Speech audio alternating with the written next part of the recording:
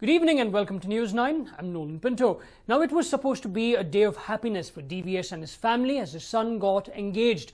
But little did he know that it would eventually turn out to be a day of massive embarrassment. This show will put the Union Railways Minister in an uncomfortable situation. This is a case that will sure point fingers not just at him, but also his family. In what comes as a big embarrassment for Sadananda Gowda, his son has been alleged of cheating his own lover.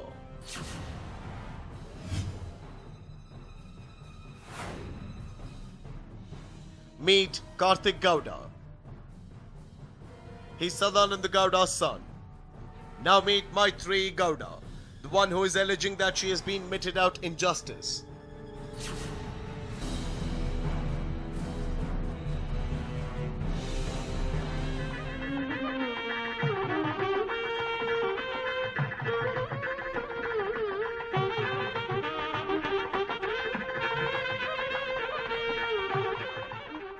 Today, Karthik Gowda got engaged to a girl in Kushalnagar.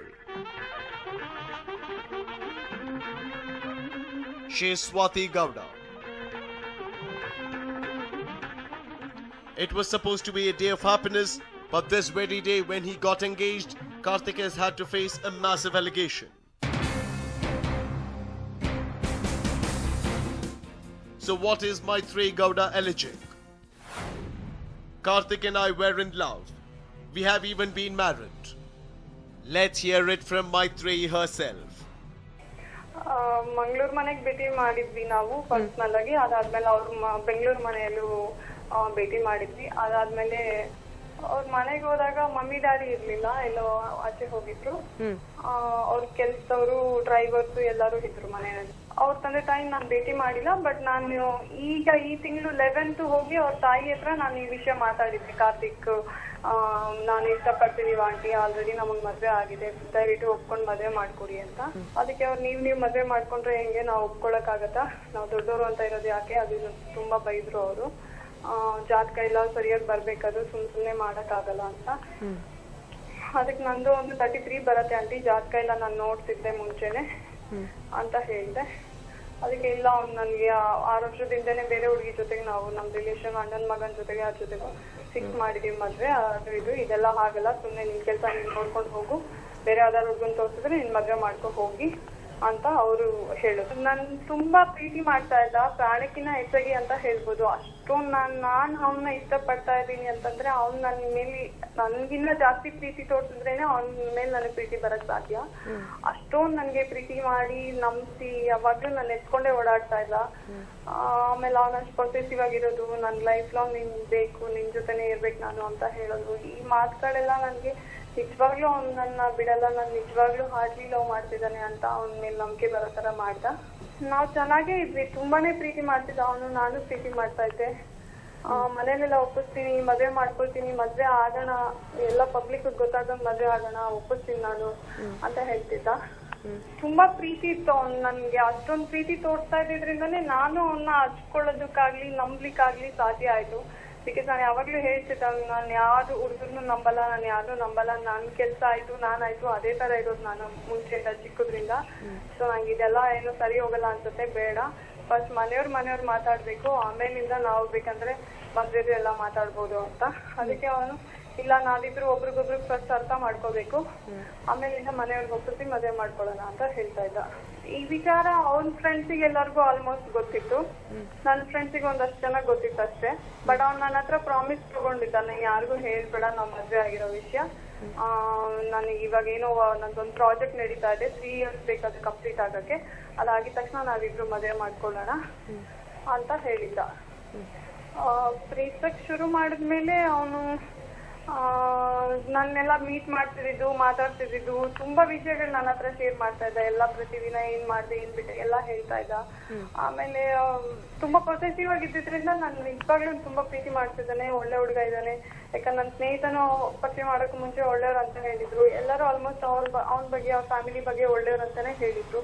So ಹಂಗಾಗಿ ನನ್ಗೆಲ್ಲೋ ಅವ್ರು ಕೆಟ್ಟವ್ರು, ಸರಿ ಇಲ್ಲ, ಮೋಸ ಮಾಡ್ತಾರೆ ಅನ್ನೋ feel ನನಗೆ ಯಾವಾಗ್ಲೂ ಬರ್ಲೇ ಇಲ್ಲ. ಮಂಗಳೂರು ಮನೆಯ ಅವ್ರ ಮನೆಯಲ್ಲಿ 4 ಗಂಟೆನಲ್ಲಿ ತಾಲಿ ಕಟ್ಟಿದ್ದವನು. ಯಾವತ್ತು? ಅರಿಶಿನ ಕೊಂಬು ಮತ್ತೆ ಅರಿಶಿನ ದಾರದಲ್ಲಿ. 5ನೇ ತಾರೀಕು ಜೂನ್ ಅಲ್ಲಿ 4 ಗಂಟೆಗೆ ಸಾಯಂಕಾಲ. ಆ ಸಂದರ್ಭದಲ್ಲಿ ಒಬ್ರು ಡ್ರೈವರ್ ಇದ್ರು ಅಷ್ಟೇ, ಅವರು ನನ್ನ ಪಿಕ್ ಮಾಡಿ ಡ್ರಾಪ್ ಎಲ್ಲ ಮಾಡಿದ್ರು. ಸೊ ಬಿಟ್ರೆ ಬೇರೆ ಯಾರು ಇರ್ಲಿಲ್ಲ ಮನೆಯಲ್ಲಿ. ಅದಾದ್ಮೇಲೆ ನಾವ್ ಆಚೆ ಹೋಗಿದ್ವಿ. ಅವನು ನನ್ಗೆ ಪರಿಚಯ ಆದಾಗಿಂದ ತುಂಬಾ ಕ್ಲೋಸ್ ಆಗಿ ಇರೋದಕ್ಕೆ ಟ್ರೈ ಮಾಡ್ತಾನೆ ಇದ್ದ. ಯಾವಾಗ್ಲೂ ಎಲ್ಲೆಲ್ಲೋ ಕರ್ಕೊಂಡು ಹೋಗೋದು ಪ್ರೈವೇಟ್ ಆಗಿ ಎಲ್ಲ. ನಾನು ಹೇಳ್ತಾ ಇದ್ದೆ ಅವನಿಗೆ, ಇಲ್ಲ ಮದ್ವೆಗೂ ಮುಂಚೆ ಈ ತರ ಎಲ್ಲ ನಡ್ಕೊಳ್ಳೋದು ಸರಿ ಇಲ್ಲ, ತಪ್ಪಾಗತ್ತೆ, ಮನೆಯವ್ರನ್ನ ಒಪ್ಪಿಸ್ಕೊಂಡೆ ನಾವಿಬ್ರು ಮದ್ವೆ ಮಾಡ್ಕೊಳ್ಳೋಣ, ಈ ತರ ಎಲ್ಲ ಮಾಡ್ಬಾರ್ದಂತ. ಅದಕ್ಕೆ ಅವತ್ ಮಂಗ್ಳೂರ್ಗೆ ಹೋದಾಗ್ಲೂ ಅಷ್ಟೇನೆ, ನಾನು ಅದಕ್ಕೆ ತೀರ್ಸಕ್ಕಂತ ಹೋಗಿದ್ದೆ ಆಕ್ಚುಲಿ ಅಲ್ಲಿ. ಅವಾಗ್ಲೂ ಅಷ್ಟೇ ತುಂಬಾ ಬಲವಂತ ಮಾಡ್ತಾ ಇದ್ದೆ. ನಾನು ಬೆಳಿಗ್ಗೆ 7:50 ಫ್ಲೈಟ್ಗೆ ಹೋಗಿದ್ದು, 8:30ಗೆಲ್ಲ ಅವ್ರ ಮನೆಗೆ ರೀಚ್ ಆದ್ರೆ. ಬೆಳಗ್ಗೆಯಿಂದ ತುಂಬಾ ಟ್ರೈ ಮಾಡ್ತಾನೆ ಇದ್ದ ಕ್ಲೋಸ್ ಆಗಿ ಇರ್ಬೇಕಂತ. ನಾನು ಅವ್ನಿಗೇನೋ ಅವಕಾಶ ಮಾಡ್ಕೊಡ್ತಿದ್ರಿಂದ, ಮದ್ವೆ ತಾನೇ ಇವಾಗ ಆಗ್ಬೇಕು, ಸರಿ ಆಯ್ತು ಬಾ ಅಂತ ಹೇಳ್ಬಿಟ್ಟು ಅರಿಶಿನ ಕೊಂಬು ಮತ್ತೆ ಅರಿಶಿನ ದಾರದಲ್ಲಿ ನನಗೆ ತಾಲಿ ಕಟ್ಬಿಟ್ಟು ನನ್ನ ಹತ್ರ ಪ್ರಾಮಿಸ್ ತಗೊಂಡ ಅವನು, ಇದನ್ನ ಯಾರಿಗೂ ಹೇಳ್ಬೇಡ, ನಾನು ಎಲ್ಲಾರ್ಗು ಹೇಳಿ ಒಪ್ಪಿಸಿ ನಿನ್ನ ಪಬ್ಲಿಕ್ ಅಲ್ಲಿ ಎಲ್ಲಾರ್ಗು ಗೊತ್ತಾಗಂಗೆ ನಾನು ನಿನ್ನ ಮದ್ವೆ ಮಾಡ್ಕೊಳ್ತೀನಿ, ಅಲ್ಲಿವರೆಗೂ ಹೇಳ್ಬೇಡ ಅಂತ ಅವ್ನ ಮೇಲೆ ಆಣೆ ಮಾಡಿಸ್ಕೊಂಡ. ಇವಾಗ ಇವ್ರು ಈ ತರ ನಡ್ಕೊಳ್ತಾ ಇದಾರೆ ಅಂತಂದ್ರೆ ನನ್ಗೆ ಅದೇ ತರ ಅನಿಸ್ತಾ ಇದೆ. ಬಟ್ ಕಾರ್ತಿಕ್ ನನ್ನ ನಿಜವಾಗ್ಲೂ ಟ್ರೂ ಆಗಿ ಲವ್ ಮಾಡಿದ್ದ, ಇಲ್ಲೇನೋ ಅವ್ರ ಮನೆಯವ್ರದ್ದೇ ಸಮಸ್ಯೆ ಇದೆ ಅಂತ ನನಗೆ ಅನ್ನಿಸ್ತು. ತಾಯಿ ಹತ್ರ ಹೋಗಿ ಮಾತಾಡಿದ್ದೆ. ಸೊ ಇಷ್ಟು ಅರ್ಜೆಂಟ್ ಆಗಿ ಅವ್ನಿಗೆ ಇವತ್ತು ಎಂಗೇಜ್ಮೆಂಟ್ ಮಾಡ್ತಿದ್ದಾರೆ ಅಂತಂದ್ರೆ ಇದು ಏನೋ ಅವ್ರಿಗೆ ತುಂಬಾ ಅರ್ಜೆಂಟ್ ಅಲ್ಲಿ ಏನೋ ನಾನೇನೋ ತೊಂದರೆ ಕೊಡ್ತೀನಿ ಅವ್ರಿಗೆ, ಈ ವಿಷಯ ಆಚೆ ಬರತ್ತೆ ಅನ್ನೋ ಉದ್ದೇಶದಿಂದ ಈ ತರ ಎಲ್ಲ ಮಾಡ್ತಿದ್ದಾರೆ. ಅವನಿಗೂ ಮತ್ತೆ ಮನ್ಸು ಚೇಂಜ್ ಆಗ್ಬಾರ್ದು ಅಂತ. And listen to what her sister has to say. ಇಲ್ಲ, ಯಾರು ಇದು ಕಾರಲ್ಲಿ ಬಂದು ಕರ್ಕೊಂಡು ಹೋಗೋದು ಅಂದ್ರೆ ಕಾರ್ತಿಕ್ ಗೌಡ ಅಂತ ಹೇಳಿದ್ರು.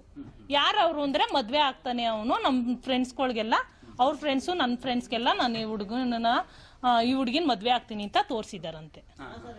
ಅಷ್ಟೇ, ಮಂಗಳೂರಲ್ಲಿ ಹೋಗಿ ಮದ್ವೆ ಆಯ್ತಂತೆ ಇವ್ರಿಬ್ರದ್ದು. 5ನೇ ತಾರೀಕು ಆಗಿದೆಯಂತೆ. ಬರ್ತಾ ಇದ್ರು.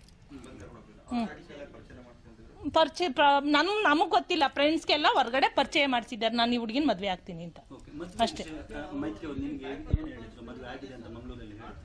ಮಂಗಳೂರಲ್ಲಿ ಮದ್ವೆ ಆಗಿದೆ ಅಂತ ಹೇಳಿ. Reacting to the massive allegation, DVS says his life is an open book and he or his family members have done nothing wrong. ಈ ಕಾರ್ಯಕ್ರಮ ಮುಗಿದ ಮೇಲೆ, ಎಂಗೇಜ್ಮೆಂಟ್ ಕಾರ್ಯಕ್ರಮ ಮುಗಿದ ಮೇಲೆ ಟಿವಿಯಲ್ಲಿ ಬಂದಂಥ ಸುದ್ದಿಗಳನ್ನು ಕೇಳಿ ತುಂಬ ನನಗೂ ಆಘಾತ ಆಗಿದೆ. ಯಾವುದೇ ವಿಚಾರಗಳು ನನ್ನ ಗಮನಕ್ಕೆ ಇಷ್ಟವರೆಗೆ ಬರಲಿಲ್ಲ. ನಾನೊಂದು ಸಂಪ್ರದಾಯವಾದಿ ಮನೆತನದಿಂದ ಬಂದವ ಮತ್ತು ನನ್ನ ನಡವಳಿಕೆಗಳು ಅದು ವೈಯಕ್ತಿಕ ಇರ್ಬೋದು, ಸಾರ್ವಜನಿಕ ಜೀವನ ಇರ್ಬೋದು, ಇದೊಂದು ತೆರೆದ ಪುಸ್ತಕ. ನಾನು ಮುಖ್ಯಮಂತ್ರಿ ಆಗಿದ್ದಾಗಿರ್ಬೋದು, ಲೋಕಸಭಾ ಸದಸ್ಯ ಆಗಿರ್ಬೋದು, ವಿಧಾನಸಭಾ ಸದಸ್ಯನಾಗಿರ್ಬೋದು, ಈಗ ರೈಲ್ವೆ ಮಂತ್ರಿ ಆದ ಮೇಲೆ ಕೂಡ ನನ್ನ ನಡವಳಿಕೆ ಹೇಗೆ ಅಂತ ಜಗತ್ತಿಗೆ ಗೊತ್ತಿದೆ. ಯಾವತ್ತೂ ಒಂದು ರೀತಿಯ ಹಾದಿ ತಪ್ಪುವಂಥ ಕೆಲಸವನ್ನು, ಸಣ್ಣ ಕೆಲಸಗಳನ್ನು ಕೂಡ ಜೀವಮಾನದಲ್ಲಿ ನಾನು ಆಗಲಿ ನನ್ನ ಕುಟುಂಬದವರು ಯಾರು ಮಾಡಿದ್ದಿಲ್ಲ. ಮತ್ತು ಈ ವಿಚಾರ ನನ್ನ ಗಮನಕ್ಕೆ ಬರಲಿಲ್ಲ ಇಷ್ಟವರೆಗೆ. ಕಳೆದ 2 ತಿಂಗಳಿಂದ ಈ ಮದುವೆಯ ಹುಡುಗಿಯನ್ನು ನೋಡುವಂಥದ್ದು, ಹಿಡಿಯುವಂಥದ್ದು ಎಲ್ಲ ಪ್ರಸ್ತಾಪಗಳು, ನಾವು ಇವತ್ತು ಎಂಗೇಜ್ಮೆಂಟ್ ಆದಂಥ ಆ ಮನೆಯಿಂದ ನಮ್ಮ ಮನೆಗೆ, ಅವರ ಮನೆಗೆ ಹೋಗುವಂಥದ್ದು, ಬರುವಂಥದ್ದು ಎಲ್ಲವೂ ನಡೀತಾ ಇದೆ. ಎಲ್ಲರಿಗೂ ಗೊತ್ತಿರುವಂಥ ಸಂಗತಿಗಳು, ಇದೇನು ಕದ್ದು ಮುಚ್ಚಿ ಮಾತಾಡುವಂಥದ್ದಲ್ಲ. That was DVS. Now let's listen into his son's reaction. ಅಂತ ಏನು ಆಗಿಲ್ಲ. ನಾನು ಓದ್ಕೊಂಡಿದ್ದೆ, ಕೆಲಸದಲ್ಲಿದ್ದೀನಿ, ಮನೆ ಬಿಟ್ಟು ಆಫೀಸ್ ಹೋಗ್ತೀನಿ, ಆಫೀಸ್ ಬಿಟ್ಟು ಮನೆಗೆ ಹೋಗ್ತೀನಿ. ಇವಾಗ ಇದಕ್ಕೆ ಬಂದಿದ್ದೀನಿ, ಅದು ಬಿಟ್ಟು ಬೇರೆ ಏನು ಇದೇನು ಮೊದಲಾಗಿದೆ ಆದರೆ ಬೇರೆ ವಿಷಯ ಇರ್ತಿತ್ತು. ಅಪ್ಪನಿಗೆ ಅಷ್ಟೊಂದು ಮನೆ ಮರ್ಯಾದೆ ಅಂತಿದ್ದೆ, ನಾನು ಯಾಕೆ ಹಾಳು ಮಾಡಬೇಕು? ಅಭಿಪ್ರಾಯ ಅಷ್ಟೇ. ನನಗೆ ಸುಮ್ಮನೆ ಟೆನ್ಷನ್ ಕೊಡ್ತಿದ್ದೆ.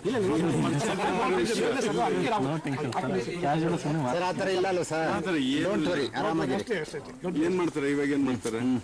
ಅಪ್ಪ ಅಷ್ಟೇ ಹೆಸರಿದೆ, ಅದಕ್ಕೋಸ್ಕರ ಅವ್ರನ್ನ ಕೆಳಗಡೆ ಮಗನ ಹಿಡಿದ್ರೆ ಎಲ್ಲ ಆಯ್ತು. Well, it's also controversial. A union minister and his son in the dock. What's the real story? Only a fair probe can reveal the truth. Manjunath KB for News 9 from Madikeri. Now, the greed for wealth can make people do unimaginable things, from assaults to murders to kidnap, name it, and we have seen it all happen. This incident, though, is a first of sorts. This is 45-year-old Gangadasappa, a resident of Magadi Road. August 5th turned out to be a nightmare for him. He got his first shock when he woke up that day and he found himself in an unknown location. Even as he was trying to come to terms with where he was, he got the second jolt. Gangadasappa's genitals were missing. Was it a dream or was it reality? Sadly, what Ganga Dasappa was going through was reality. Both his testicles had been cut off. Even as the 45-year-old gradually recovered from the jolt, his next move was to get himself to a hospital. He did not know where he was. All that he remembers is that a person named Kumar got him admitted to Kim's Hospital on KR Road. What happened to Ganga Dasappa? What did he do to deserve such a fate? You would be wondering if this was an act of revenge or an attempt to kill. That is not the case. Judging by Ganga Dasappa's claims, his only mistake in life seems to be separating from his first wife. And take a look at this shocking revelation. My first wife did this to me. She did it to gain access to my property. Yes, these are Ganga Dasappa's claims. He spoke to News 9 and revealed what happened on August 4th and 5th. Byadrahalli ಒಳಗೆ ನಾನು bus ಹತ್ತಿದೆ 8:30 ಅಲ್ಲಿಂದ 8:30 bus ಹತ್ತಿ ಮಾಗಡಿಗೆ ಹೋಗೋಕ್ಕೆ 9:30 ಆಯಿತು. ನಾನು ನಡ್ಕೊಂಡು ಹೋಗ್ತಾ ಇದ್ದೆ. ನಡ್ಕೊಂಡು ಹೋಗೋದ್ರೊಳಗಾಗಿ 4 ಜನ ಇಂಡಿಕಾ ಕಾರಲ್ಲಿ ಬಂದು ನನ್ನ ಅಟ್ಯಾಕ್ ಮಾಡಿ ಎತ್ತಾಯಿ ಕೆಳಕ್ಕೆ ಸಾಹಸ ಮಾಡಿದ್ರು. ನಾನು ಕಿರ್ಚಾಡ್ಕೊಂಡು ಅವ್ರ ಕೈಯಿಂದ ತಪ್ಪಿಸ್ಕೊಂಡು ಬೇರೆ ಆಟೋದವ್ರ ಸಹಾಯದಿಂದ ಪೊಲೀಸ್ ಸ್ಟೇಷನ್ಗೆ ಹೋದೆ. ಮಾಗಡಿ ಪೊಲೀಸ್ ಸ್ಟೇಷನ್ಗೆ ನಾನು ಹಿಂಬಾಲಿಸ್ಕೊಂಡು ಅವರು ನಾನು ಕಿಡ್ನಾಪ್ ಮಾಡೋರು ಬಂದು ನನಗೆ ಸಾಲ ಕೊಡ್ಬೇಕು, ನಮ್ಮ ಅಕ್ಕನಿಗೆ ಸಾಲ ಕೊಡ್ಬೇಕು, ನೀನು ಕದ್ಬಿಟ್ಟವನೇ ಕಳ್ಳ, ದುಡ್ಡು ಸುಲಿ ಮಾಡಕ್ ಬಂದಿದ್ದೀವಿ ಸರ್ ಅಂತಂದ್ರು. ಆದ್ರೆ ನಾನು ಪೊಲೀಸ್ನವ್ರಿಗೆ ಹೇಳಿದೆ, ಹಂಗಲಾಚಿ ಬೇಡ್ಕೊಂಡೆ, ಸರ್ ನಾನು ಏನೋ ಮಾಡ್ತಾರೆ, ಇವ್ರು ನನ್ನ ಕೊಲೆ ಮಾಡ್ಬೋದು, ನಾನು ನಂಬಕ್ಕಾಗಲ್ಲ, ಯಾಕೆಂದ್ರೆ ಇವ್ರು ಯಾರೋ ನನಗೆ ಗೊತ್ತಿಲ್ಲ ಅಂತ ಕೇಳ್ಕೊಂಡೆ. ಪೊಲೀಸ್ನವರು ಒಬ್ಬರೂ ಸ್ಪಂದಿಸ್ಲಿಲ್ಲ. ನೈಟ್ 10:30 11 ಗಂಟೆ ಆಗೋಯ್ತು. ಪೊಲೀಸ್ನವರು ನಮ್ಮ ಸ್ಟೇಷನ್ ಹತ್ರ ಇರ್ಬೇಡ, ಹೊರಗಡೆ ಹೋಗು, ಇದಕ್ಕೂ ನಮ್ಗೆ ಸಂಬಂಧ ಇಲ್ಲ ಅಂತ ಕಳಿಸ್ಬಿಟ್ರು. ಅವಾಗ ನನ್ನ ಅವರು ಕಾರ್ನಲ್ಲಿ ಇಂಡಿಕಾ ಕಾರಲ್ಲಿ ಹಾಕೊಂಡು ಬೆಂಗಳೂರು ಕಡೆಗೆ ಬರ್ತಾ